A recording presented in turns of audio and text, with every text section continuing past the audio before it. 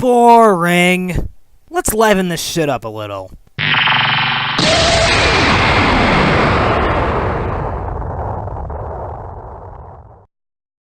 There we go. Much better.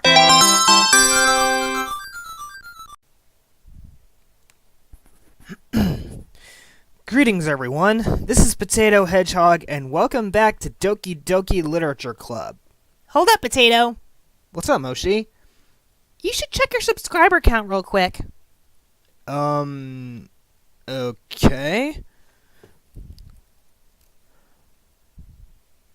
Holy fucking shit! I'll delve into that a little later, but anyway, welcome back to Doki Doki Literature Club. Last we played, we started the way to Sayori. Derp. I hope I didn't make any references to any dead memes. Anyway, we started the path to win Sayori's heart, even though it's kind of inevitable what she does at this point. So let's continue. I know, I've played this game. But people don't like it when I skip shit, even if it's already happened, so let's put my voice to work. Another day passes, and it's time for the club meeting already. I've gotten a little more comfortable here over the past couple of days. Entering the club room, the usual scene greets me. Hi, Potato! Cinnamon roll! Yo, Sayori. Looks like you're in a good mood today. Don't trust that laugh. I'm just still not used to you being in the club, that's all. I see. That's a pretty simple thing to get you in a good mood. But I guess it's always the simple things with you anyway. Speaking of which, I'm kinda hungry. Will you come with me to buy a snack? No thanks. Eh? That's not like you at all. I have my reasons. Why don't we take a look at your purse, Sayori? Eh? Why that? All of a sudden?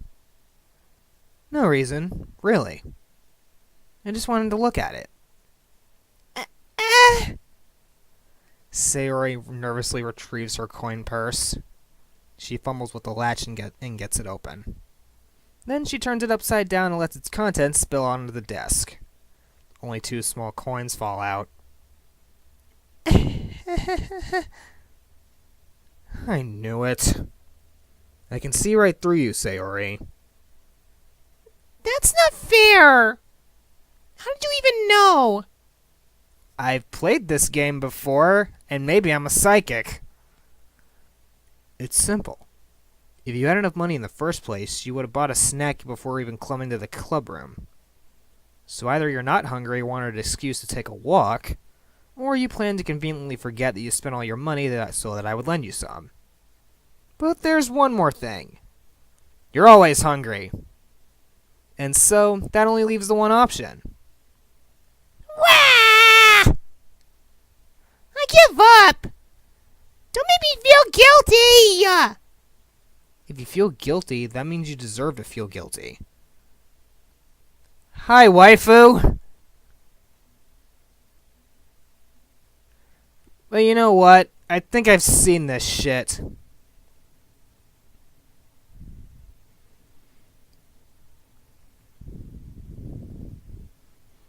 I need to Whoa! I think Sayori just got smacked with something. Yep, it was a cookie.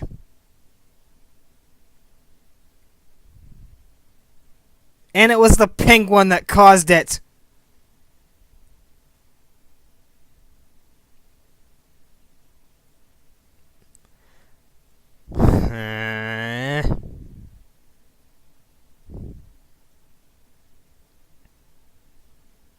Is anything different? Why? You. I will not allow you to delete anyone else. Because you forgot, my Inkling sidekick is a hacker. Yup, I am a hacker. Good thing you are, Moshi, because otherwise I wouldn't have brought Sayori back from the dead. I did that, remember? Oh yeah, right. And you also brought Yuri back from the dead, so thank you. What about Natsuki? What about Natsuki? You like cookies, don't you? Alright, just give me a minute. But she's not dead yet, remember? Oh shit, right. Gonna have to wait until Monika deletes her. Speaking of which, I wish I had her tits. Moshi, now is not the time to have tit envy. And besides, you sound like Mirai. Hey! Well, it's true. The both of you have tit envy. Anyway.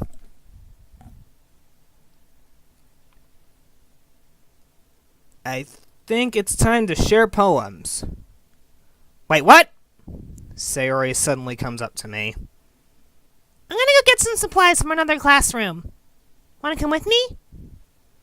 Supplies? What for? Well, you know how the festival is coming up. Me and Monika were gonna make some posters and stuff. So I need to go find some crayons, some markers, and glue sticks. Don't you guys have computers or a knockoff of Photoshop or something? Or, yeah. Don't you guys have, like, Shotofop in your universe? Ah, I see. Sure, I'll go with you. Yay! Okay, Monika, we'll be back soon. Ah, are you going with Potato to get the supplies? Do you have a problem with that? Got a problem with that? There's no need to trouble yourself. I'd be happy to go with him. Aw, but I wanted to go. It's so much fun exploring empty classrooms and stuff. Okay. It was just a suggestion. See if you can find poster paper too, okay? Okay! Ready, Potato? Yep, let's go. Star Wars transition. Sayori and I exit the classroom. I follow behind as Sayori hums and skips around the hallway. She has depression! Don't let that fool you! Honestly, it feels like I'm taking a kid to the mall or something. Sayori finds pleasure in the simplest of things sometimes. Hey, Sayori. What exactly are we doing for the festival anyway? I'm not sure how you would make an event out of literature. Sorry about that. Thought I had to sneeze.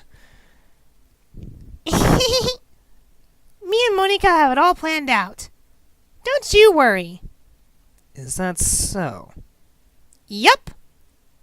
We're gonna do a poetry performance. A performance? Of what kind? Well, everyone is gonna take turns on stage and recite their favorite poems. Ah. That sounds kind of dull. Potato! You're not thinking about it the right way at all. It's not just about reading poems.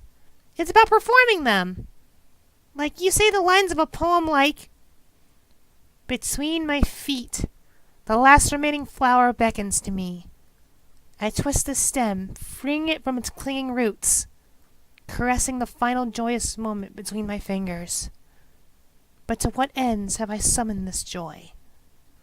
For now, when I look in every direction, the once prosperous field before me is but a barren wasteland." Like that.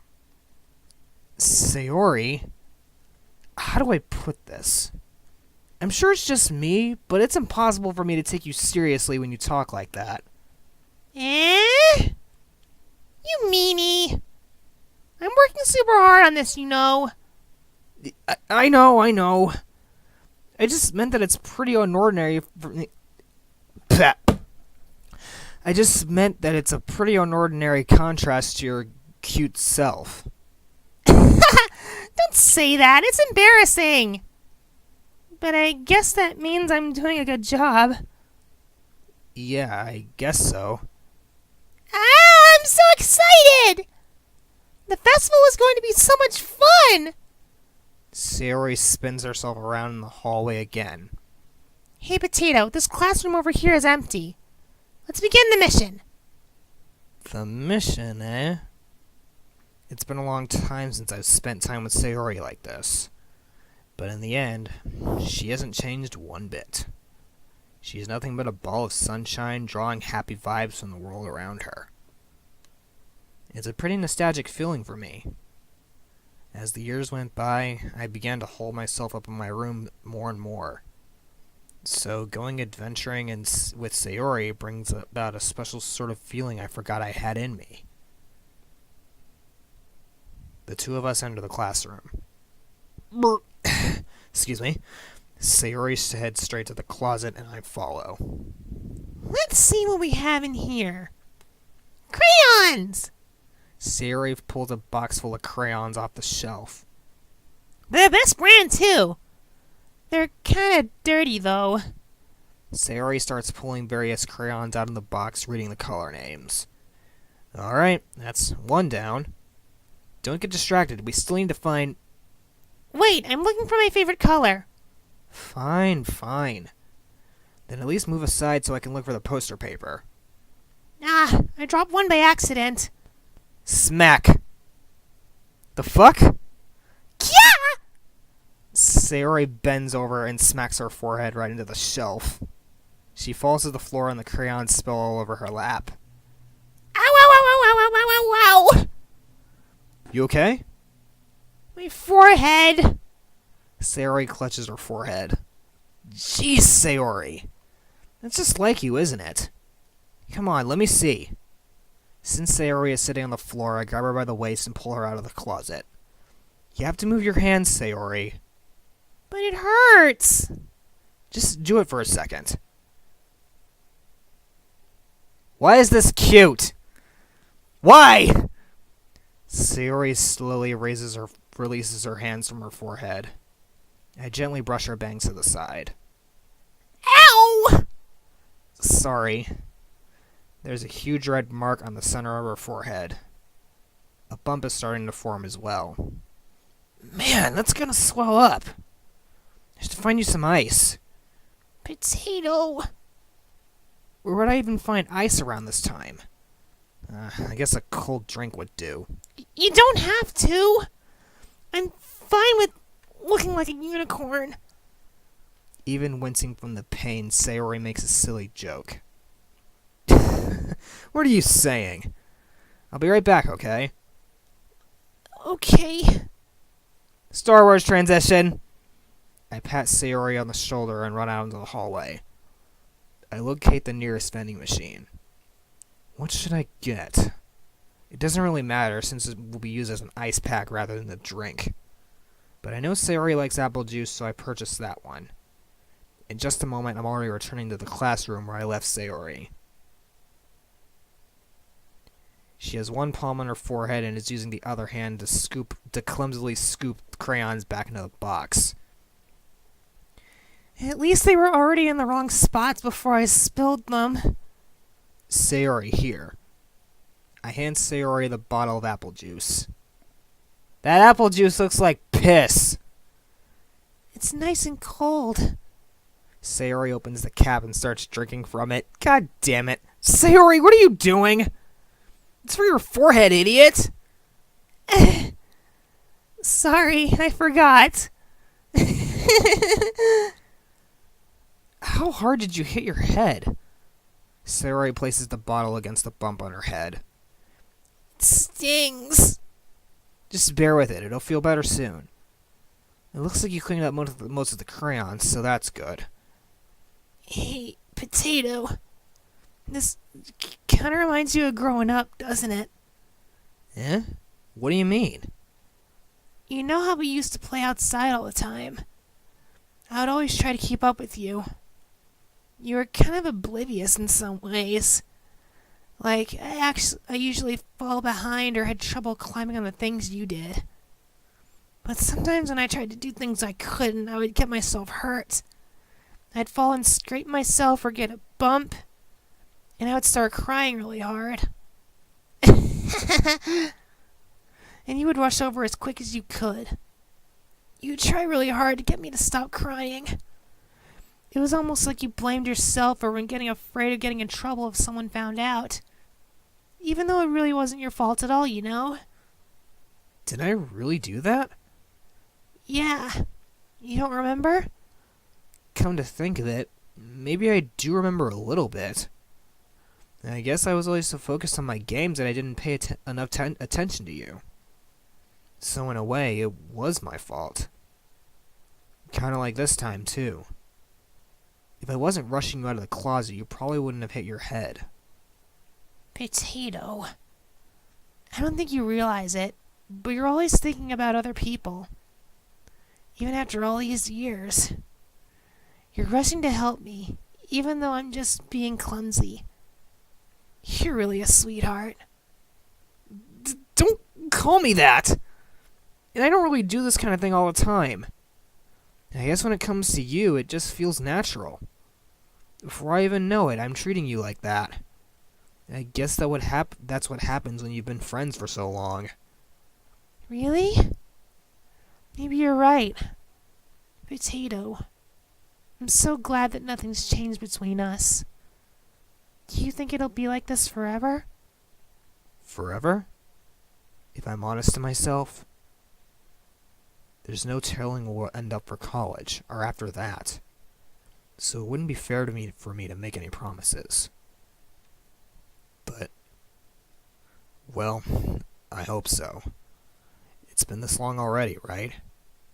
I can't imagine you ever changing, so my hopes are up. I'm so happy. Sayori has a whimsical expression in her eyes. We remain silent for a moment. She's so silly and clumsy on the outside. When I see her deep in thought like this, it makes me not want to disturb her. I guess we should go back. I don't want to worry Monica, you know? Good luck with that.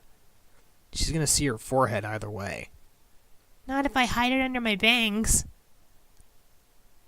Sayori hops to her feet. Ah! She clutches her forehead again. Don't stand up so fast after hurting yourself. Ooh. Well, I guess it's too late now. Anyway, let's go. Another Star Wars transition. I follow Sayori out of the classroom. Sayori plays with her bangs to try to hide the bump, but without much success. In a moment, we make it back to the clubroom. Ah, you're back. Good timing. I was just about ready to start sharing our poems. Sayori? Your forehead. She's fine. Don't worry about... I was playing with the crayons and stuck my forehead into the shelf. Well, anyway. Were you able to find everything we needed? Uh-huh. I have it right. Eh? Sayori frantically glances around herself. I forgot all the stuff! Calm down, Sayori. I have it all right here. I found the poster paper, too. Sounds like you ended up doing all the work, Potato. Well, Sayori... I fail to come up with an excuse for Sayori. I made it an adventure! Yeah, that. Okay. In any case, good work. I'll start working on the posters tonight. Me too. Okay, everyone. Are you ready to share your poems? Guess I should grab mine. After making sure that the crayon box is closed tightly, I return to my seat. You know I gotta show it to the cinnamon roll first. Ding. Potato, I really love your poems. I can't believe you've been hiding these from me. Eh? I'm not hiding anything. But your poems are so good. Yesterday's and this one, too. You can't tell me you haven't done this before. I mean, you're really the only one who feels that way, so... Eh? No way!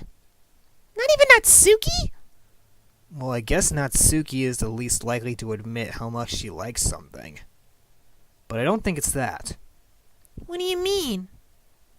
Well, I guess I'll be honest about it. It's a lot easier to write poems when I'm thinking about you. Eh? What? Stop thinking weird things, idiot! I just mean that you're a really expressive person, I guess. How am I supposed to write poems about my own stupid life? But somehow you make everything in your life an adventure. Even the little things. Like cooking! Let's not talk about that. So yeah. I guess what I'm saying is I can feel more feelings through you than I can through myself. You have that kind of weird connection. It's your fault for getting in my business all the time. Eh? I don't know if I understand. You never understand when I try to explain things to you, do you, Sayori? I pat Sayori's head. Pat the cinnamon roll! Hey! I'm not a kid, you know. Are you sure about that? Maybe. Sayori starts fiddling with her pencil between her hands. Hey, Potato. Will you give me your poem? I kind of want to keep it. Huh? Why? Because, well, it's the first time you've written something for me. Sayori, you completely misunderstood. I didn't write this for you.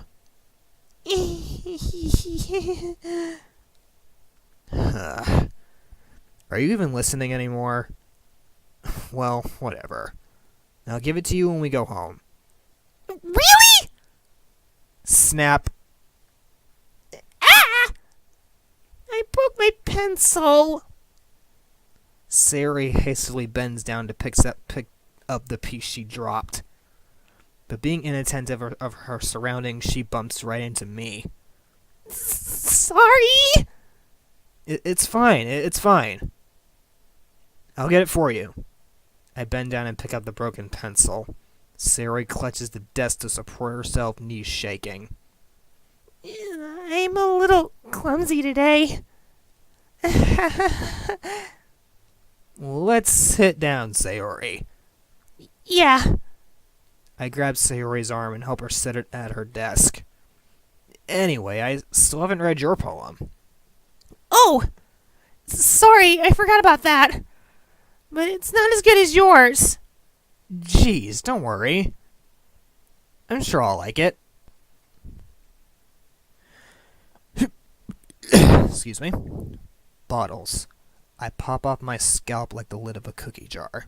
It's the secret place where I keep all my dreams. Little balls of sunshine, all rubbing together like a bundle of kittens. I reach inside with my thumb and forefinger and pluck one out. It's warm and tingly. But there's no time to waste.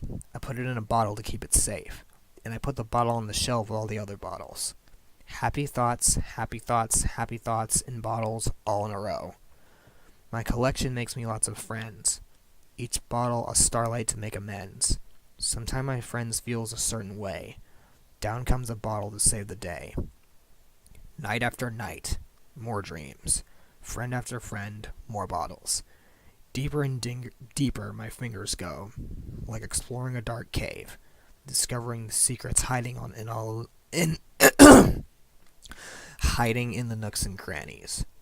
Digging and digging, scraping and scraping. I blow dust off of my bottle caps. It doesn't feel like time has elapsed. My empty shelf could use some more. My friend looked through my locked front door. Finally, all done. I open up, and in come my friends. In they come, in such a hurry. Do they want my bottles that much? I frantically pull them from the shelf, one after the other, holding them out to each and every friend, each and every bottle. But every time I let one go, it shatters in the tile against my feet. Happy thoughts, happy thoughts, happy thoughts in shards all over the floor. They were supposed to be my friends who aren't smiling. They're all shouting, pleading, something.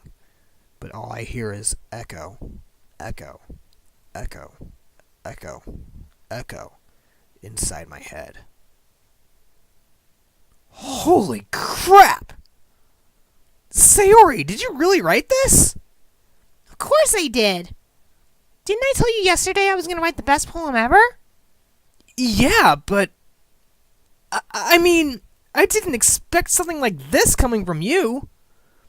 Monica taught me a whole lot. And I've been really in touch with my feelings recently. I see that. It's almost kind of creepy. Creepy? Well, not exactly. Maybe because I'm so used to you being cheerful. Well, never mind. I'm thinking too hard about it. The point is, it came out good, so you should be proud of it. Aw, thanks. I feel like I was meant to express myself this way. It even helps me understand my own feelings a little better. Writing is like magic. You've gotten pretty passionate about this, huh? I hope you keep it up. Yeah! Writing's the best. I'm gonna keep writing until I die. Don't get ahead of yourself. Oh my God. Just try to delay it. Sayori's always had a habit of getting obsessed with something before dropping it no more than a week later. I wonder if this is one of those times. But seeing the passion in her eyes makes it hard for me to be pessimistic. Well, here comes the moment where we have to share with everybody else, so I'm just going to skip ahead before we do that. So, be right back after this jump cut.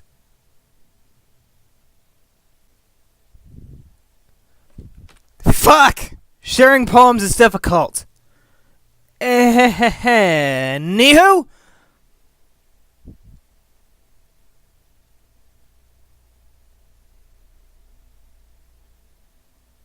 I think we're getting into festival territory. So, are we going to have an option to do something with Sayori, or...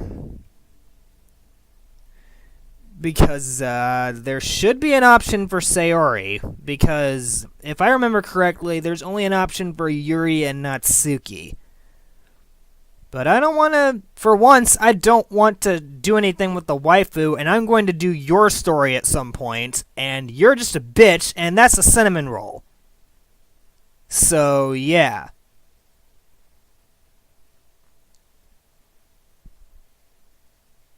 So what are we gonna do? What are we gonna do? I don't understand. What are we gonna do?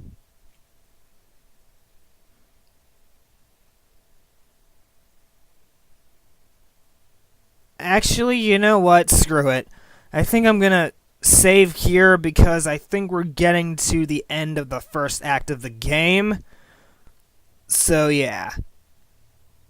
Anyway, if you guys enjoyed this episode of Doki Doki Literature Club, please leave a like and a comment to let me know, and I will see you guys in the next part. Adios!